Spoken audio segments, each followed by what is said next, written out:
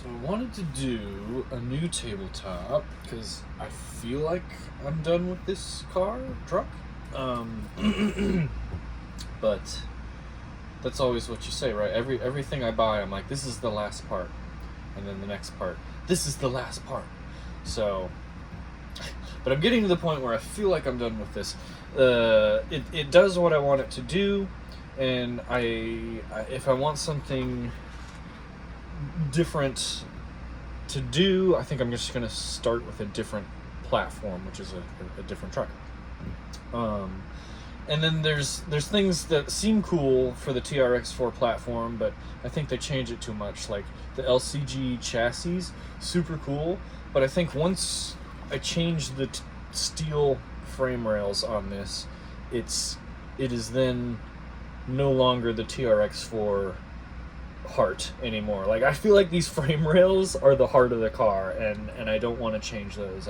I've changed just about everything else. Not really. There's people that have way more customized TRX4s, but that wasn't really the objective. I just wanted a rock crawler, and I didn't know at the start what I wanted. I just wanted an RC car, and then I really got into the more technical rock crawling, and I was like, I want to see if I can turn this TRX4 scale and trail type truck into a more performance-oriented crawler, almost comp truck, but I don't think it's really comp legal. And I've done a few things that are just like, I don't know, controversial. Not really controversial, but they might not be legal in comps, and I get questions about them all the time, like how flat my little tires are.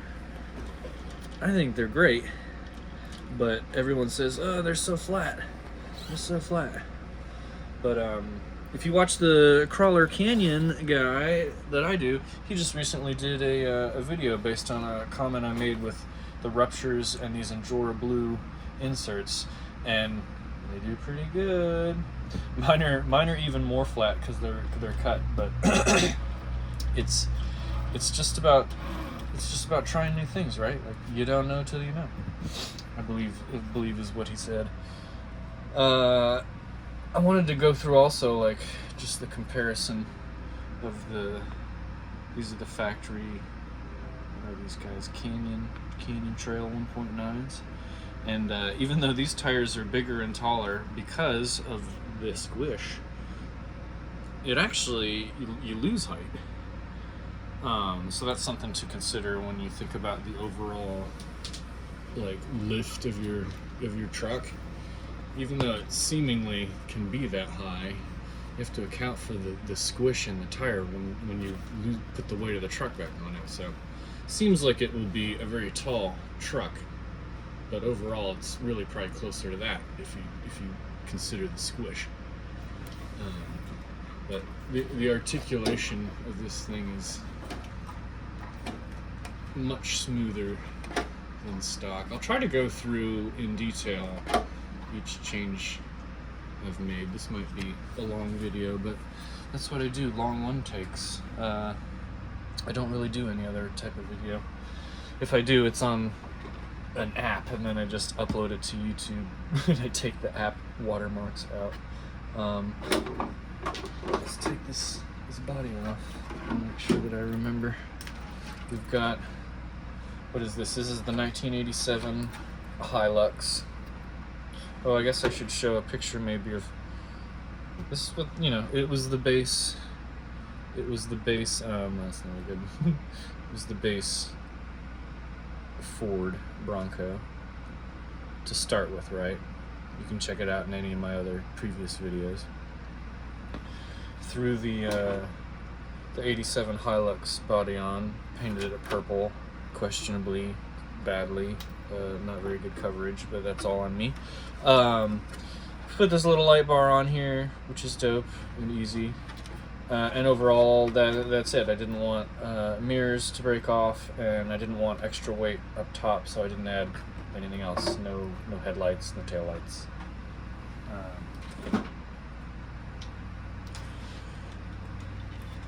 And then let's see. There's so many like little changes that are small and that anyone can do, like just trimming little things, flipping your bumper mounts. You can go through a lot of the base changes I made in any of my other videos. But the big ones I think that made the difference for me are putting the battery in the front, and you know, as low as possible but as forward as possible for extra forward weight. And then I use the tray for the electronics. I moved to the Spectrum 2-in-1 system, so the ESC is built into the motor, so you don't need anywhere to mount that. You just save space and wiring there. And then as far as like the suspension goes, the biggest difference is where the shock mounts and the keys to move the mounting point back. The Desert Lizards, which just only really have 10 millimeters of extra travel, they're not the 120s. These are just the hundreds. But they give tons of travel front and rear, and really it's the shock points that make a kind of a considerable difference. The only other changes, I got these Injora wheels, the blue Injora silicone inserts, which I love, and then these J Concepts ruptures. Anything J Concepts green compound is good. Anything Proline Predator compound, in my opinion, is good. And tires make all the difference. They don't have to be this squishy. You can run firmer tires, and if it's a good rubber compound, it will still stick. This is just what I like. Yeah, beyond that, the next big change that I like, but it's not really necessary, I just think it really brings this car's performance up, is the servo on axle mount. and all that does is move your servo down onto the axle and off of the chassis, so you have a lot more lower weight, and there's less weight moving around with the chassis. You also get more direct steering linkage. It goes straight from the horn to, what is this, the knuckle, and moves your steering. So if you didn't even upgrade your servo, if you kept the servo stock and just did that change, your steering would still feel better, firm, or torquier and more responsive, because you're taking out extra linkage and extra slop. This also gets rid of the panhard bar on the chassis. Ooh, my fingers are probably in the way. Gets rid of that panhard bar that would normally bolt over here on the frame. And instead you use the fourth linkage, which you can see here. We've bolted it and just drilled a hole in the frame as close as possible to match the other side, and then measured the linkage to make sure that the axle is still centered in the chassis and your servo still sits between the rails. A big part of this to work is the newer, like V2 version of this mount, of the Boco servo on axle mount. It's skinnier and smaller overall, and then this is a small servo. It's not that small, but it's shorter than some of the other similar servo offerings, so it just fits in here. It's a slimmer design. It fits right between the rails perfectly. I didn't have to trim anything on the rails, other than I used a piece of plastic to mount these hot racing shock towers on the inside. You remove that stock plastic piece where usually your shock towers would mount to, but you can just trim it, stuff it into the inside there, and then drill a screw into it. It's not going anywhere, and the plastic stops any vibrations from loosening it. Plastic is really good. I tried as much as possible not to overuse metal on this car. I still have the most of the plastic hardware, all the stock plastic axle, stock plastic on all the portals. I did do the diff cover there. I only upgraded to the brass what do you call these? The shock mount locations. Those are metal or brass. And then I did upgrade to the racing metal axle in the front just for the weight. I still have the plastic, what are these, caster blocks or caster arms, plastic portals, and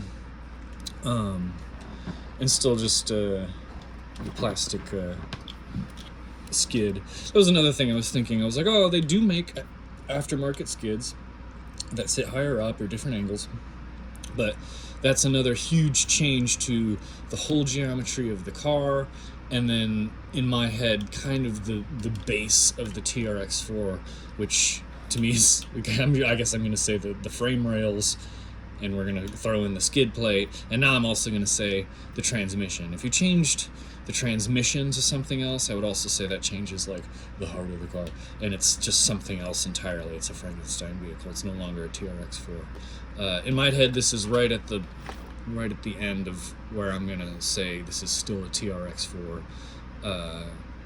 When people ask, "Hey, what is that?" when they see it in the hobby shop. What else? Oh, a big change to make this thing the crawler that it is today. Was the gearing. I'm on 9 and 45. What is that, ring and spur gear? And then I'm at is it the 10 and 35 diff gearing? I think is as low as you can go. The helical cut gears are in the diffs, which make a good difference there, just for getting rid of some slop. I did throw in these hot racing axles. Not necessary. The stock axles were fine. There was a little bit more play in the stock axles, which I didn't like. These feel a lot tighter, but other than that, it's because they're a 2-piece design instead of a 3-piece. So again, there's just less slop, and they don't weigh a ton. They aren't like super weighted. They're just they're smaller overall in diameter, which I think helps for clearance. Still running the, what are these things called? Roll pins. Still running the roll pins on all the lower links.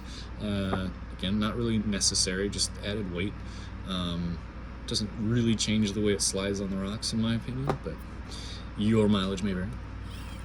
Desert Lizards are exceptional. I love the front articulation of this truck now. It's just good. My fingers are always going to be in the way. I apologize. But it's just a smooth, plush suspension. And they give you, in the Desert Lizard kit, you know, all the different shocks, all the different springs, and all the different, I forget what these things are called, but it changes how the fluid reacts in the shock. So 1 hole, 2 hole, 3 hole, 4 hole. You can really customize your suspension to exactly what you need. But I basically went semi-droop, lightest small spring, and then the longest, lightest spring on top of that. And then I use 40 weight motorcycle oil in my shocks. I've never actually used real, real shock oil for these shocks. I just use 40 weight motorcycle oil, and it seems to work just fine for the weight of this car. Maybe I'm just lucky, maybe I'm just delusional, I don't know. Use the best oil that you think is right for the weight of your vehicle and the response and rebound and stuff that you want. What else is worth going over? The gearing, the floppy tires, the forward mounted weight, those make the biggest difference for this thing to crawl well, I think. The Spectrum system is exceptional. It's this is the 2-in-1. It's the 1400 kV crawler motor. It was super easy to install. You can adjust the drag rate. You can adjust like the punch of the throttle. There's a lot of adjustability, and you just use the what do you call that thing? The programming card for that. Let's see, what else is worth going over? Oh yeah, I did try this AGFRC servo. This was a good little servo, still works great, nothing wrong with this. I just wanted the 1,000 or 1,100, I think, ounce-inches of torque from that NSDRC RS700 V2. So this little 24 kg kind of got put to the wayside. And that even to say the stock Traxxas 2075X. Nothing ever went wrong with this. I used this for a long time, and I only upgraded to this because I thought I just want something more torquey, and that's an addiction. Now I'm on a third servo. That one's great. I don't think I'll ever have to replace that, but we got some backups in case something goes wrong. Oh, and kind of to show you the difference there, look at the length and height difference of these. And then that NSDRC is even smaller than this one, just a little bit, but several times more powerful than these. So the can size, I'm just going to call it can size, I don't really, the case size. The case size can make all the difference when you're trying to run a servo on axle setup in a real tight situation. You may have to move to a different servo that's just smaller dimensionally to make it work. But that doesn't mean you have to get a weaker servo. They make really powerful small servos, and that's direct power. It can run up to 16.8 volts. I run it on 3S, 12.6 volts, but even then, it's so super torquey.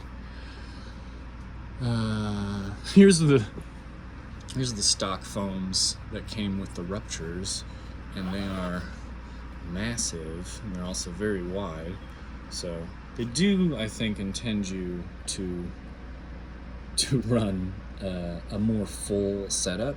But if you don't believe me, watch a couple of my previous videos, or go check out that Crawler Canyon video where he does a nearly 40-minute review on just this setup. I think there's a couple other setups, but overall, it's a very in-depth test on this setup, and it does surprisingly well. Here's my previous setup. I did have the Injora Blues in these because these are Injora Kraken Claws, but right now I just have the smaller set of single cell foams, and I think this would actually be a decent foam in here. I need to ventilate these tires, but these are a much stiffer, I'm gonna say, compound, and these are ribbed. There's like 7 or 8 ribs in these tires, so it's just a kind of a stiffer feeling tire overall. Still had a ton of traction. Go watch a couple of my previous videos where I'm on this setup.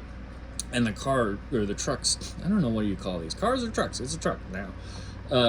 It still has a ton of forward drive and climb, like and it still side hills well, although it was on those inserts, not these much softer inserts. These would flop over more, but these are just kind of stuffed in here for less storage space when I put them back. Let's see, we went over the body already.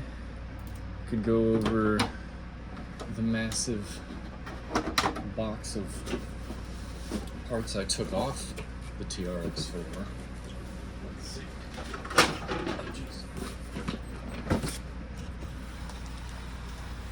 Here. This probably weighs as much as 2 or 3 SCX 24s. I don't know. This is all the stuff we took off the TRX4. So if you're thinking about getting one of these things and you know you're going to change it a lot, just start with the chassis kit and just get the other stuff that you want, because yeah, the amount of waste, it's not really waste. None of these parts are bad. I kept everything because it's all good. The ESC's still good, motor's still good, all the shocks are still good, gears are still good. Nothing broke, but I did break some of it myself, cutting it and modifying it and then just changing to an aftermarket part. And then some of the stuff, you know, you buy it, you use it for a while, and then you realize the car is just better off without it. It gets hung up less.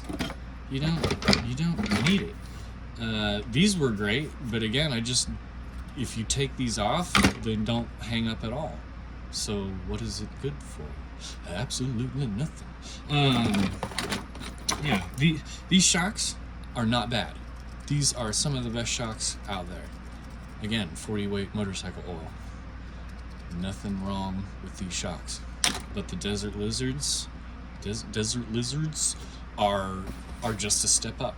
They're a little bit better in my opinion. They're a little bit smoother, and the customization of what you can get out of the Desert Lizards with what you get for free in the package is amazing. Traxxas makes you buy spring sets. They make you buy the different parts for the shocks, which it is what it is. It's Traxxas. Let's see, anything else worth going over? Here's my old body. Nothing wrong with this body. Just got bored with it, you know. The front was in the box, but yeah, and then I just ran it like that for a while. And then decided to Hilux it. Treat a little bit better. Yeah, overall, I'm happy with the wiring. It might look messy to the outsider, but it's very simple. Got one extra port for something I'm probably not going to add, and then everything just sticks under the body or velcros to the battery. That thing is just flexing on there, super easy to remove. You can mount it on the back if you wanted to, but more forward is better. You can run a smaller battery. Hell, you could run 2 batteries if you were that crazy. You could run 4 batteries. You can put 2 batteries in the back. I should probably end the video because I'm just getting wackier. Yeah, overall the articulation is great. It looks kind of like it rides high because it does, but it's got good clearance. Need to weigh it.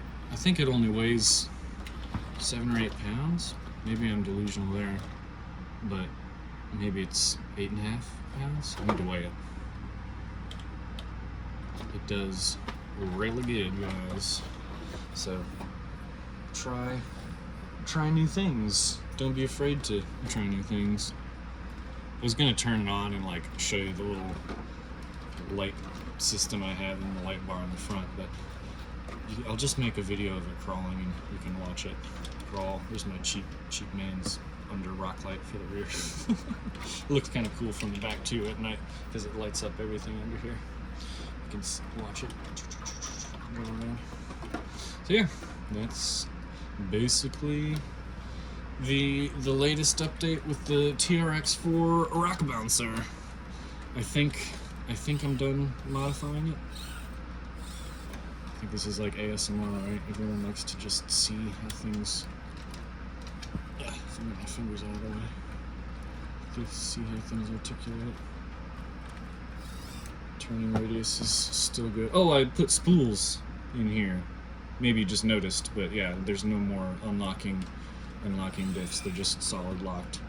But I did keep the 2-speed transmission because that works well, and it gives it a little more trailing capability. Alright, we're going to end this before my memory fills up entirely.